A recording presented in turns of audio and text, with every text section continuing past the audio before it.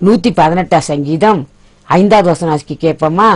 நெருக்கத்திலிருந்து கர்த்தரை நோக்கி கூப்பிட்டேன். நெருக்கத்திலிருந்து கர்த்தரை நோக்கி கூப்பிட்டேன். கர்த்தர் என்னை கேட்டருளி விசாலத்திலே என்னை வைத்தார். பாத்தீங்களா அருமையானவர்களே, நெருக்கத்தில் இருக்குதுன்னு சொல்லிட்டு மற்றவங்க போய் பக்கத்து வீட்லயோ இல்ல ஃப்ரெண்ட்ஸிட்டையோ இல்ல கூட பிறந்த நம்ம உறவினர்கிட்டயோ போய் சொல்றதுனால பிரயோஜனமே இல்லை. சங்கீதக்காரர் சொல்ற நெருக்கத்துல கர்த்தரை நோக்கி கூப்பிட்டேன், அவன் என் விசாலத்துல வைத்தார். அவரை நோக்கி கூப்பிட வேண்டும். கூப்பிடுறது என்ன? நம்ம ஒவ்வொரு நாளும் அவரை நோக்கி நம்ம செவிக்கணும். ஒவ்வொரு நாளும் கர்த்தர்ட்ட நம்ம கண்ணீரை ஊற்றினும் செவிக்கணும். அதிகாலையும் செவிக்கணும், நேரம் கிடைக்கிறப்பெல்லாம் செவிக்கணும். அவரை நோக்கி செவிக்கும் போது உங்க கடன் நெருக்கமா இருந்தாலும் ஆண்டவர் விசாலத்துல உண்டாக்குவார், விசாலத்துல வைப்பார்.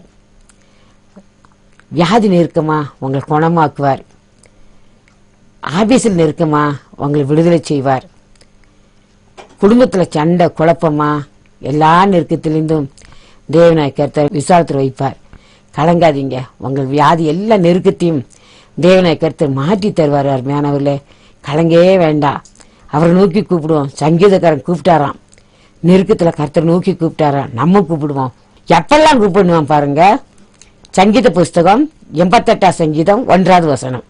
என் ரட்சிப்பின் தேவனாகிய கர்த்தாவே, இரவும் பகலும் உம்மை நோக்கி கூப்பிடுகிறேன். பாத்தீங்களா, இரவும் கூப்பிடணும், பகலும் கூப்பிடணும். எப்பெல்லாம் கூப்பிடணும்? இயேசு கிறிஸ்து சொல்ல மாட்டார், என்ன நீ எப்ப பார்த்தாலும் கூப்பிடுறேன்னு சொல்ல மாட்டார். இரவும் பகலும் அவரை நோக்கி கூப்பிட வேண்டும். உங்கள் நெருக்கங்கள் மாறிப்போம் பெரியமானவர்களே. இரம்போல அவரை நோக்கி செபிக்க வேண்டும். இரம்போலும் தேவனோடு உறவாட வேண்டும். இரம்போல அவரோடு இருக்க வேண்டும். நிச்சயமா அங்க வியாதி என்ன வியாதியான சுகமாக்க அவரால் முடியும். அவரால் கூடாத காரியம் உலகத்துல ஒண்ணுமே இல்லை.